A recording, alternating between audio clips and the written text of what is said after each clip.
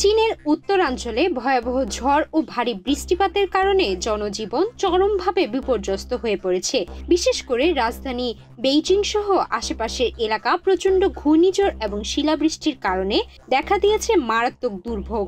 স্থানীয় প্রশাসন এমন পরিস্থিতিতে যাদের ওজন 50 কেজির নিচে তাদের ঘরের বাইরে না যাওয়ার নির্দেশ দিয়েছে, কারণ তাদের উড়ে যাওয়ার বাস্তব শঙ্কা রয়েছে। শুক্রবার রাত থেকে শুরু হওয়া ঝড়ে বিভিন্ন এলাকায় বাতাসের গতি ঘন্টায় 93 মাইল পর্যন্ত পৌঁছায়, যা গত 50 বছরে অন্যতম রেকর্ডধারী প্রবল ঝড়। পাহাড়ি অঞ্চলে প্রতি সেকেন্ডে বাতাসের গতি ছিল সর্বোচ্চ 46 মিটার। প্রবল ঝড়ে উড়ে গেছে শত শত গাছপালা, উল্টে গেছে গাড়ি ও অন্যান্য যানবাহন। রাজপথে পড়ে থাকতে দেখা গেছে বিপুল সংখ্যক মোটরবাইক ও সাইকেল। এমনকি ঝড়ো বাতাসে মানুষ উড়ে যেতে দেখার ঘটনাও ঘটেছে। এই দুর্যোগের কারণে শনিবার সকাল পর্যন্ত বেইজিং এর প্রধান 2 বিমানবন্দরে বাতিল করা হয়েছে 838টি ফ্লাইট, যার ফলে দুর্ভোগে পড়েছে কয়েক হাজার যাত্রী। একই সঙ্গে বন্ধ করে দেওয়া হয়েছে বিভিন্ন দর্শনীয় স্থান, ব্যবসা প্রতিষ্ঠান এবং শিক্ষা প্রতিষ্ঠান।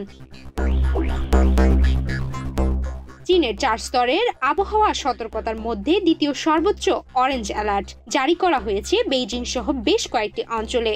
এর পাশাপাশি কিছু এলাকায় এখনো ব্লু অ্যালার্ট বহাল রয়েছে এবং রয়েছে তুষার ঝড়েরও আশঙ্কা।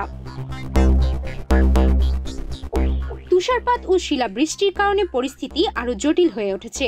প্রচণ্ড ঠান্ডা ও দুর্যোগপূর্ণ আবহাওয়ার মধ্যে প্রশাসনের পক্ষ থেকে স্থানীয় বাসিন্দাদের প্রতি সতর্ক থাকার আহ্বান জানানো হয়েছে। বিশেষ করে শিশু, বয়স্ক এবং হালকা ওজনের ব্যক্তিদের যেন ঘর থেকে অপ্রয়োজনে বের না হতে হয়, সে ব্যাপারে বাড়তি নজর দেওয়ার নির্দেশ দেওয়া হয়েছে। এই ঝড়কে কেন্দ্র করে চীনের আবহাওয়া দপ্তর ও দুর্যোগ ব্যবস্থাপনা বিভাগ সমন্বিতভাবে কাজ করছে এবং দ্রুত উদ্ধার ও সহায়তা কার্যক্রম চালানোর আশ্বাস দিয়েছে।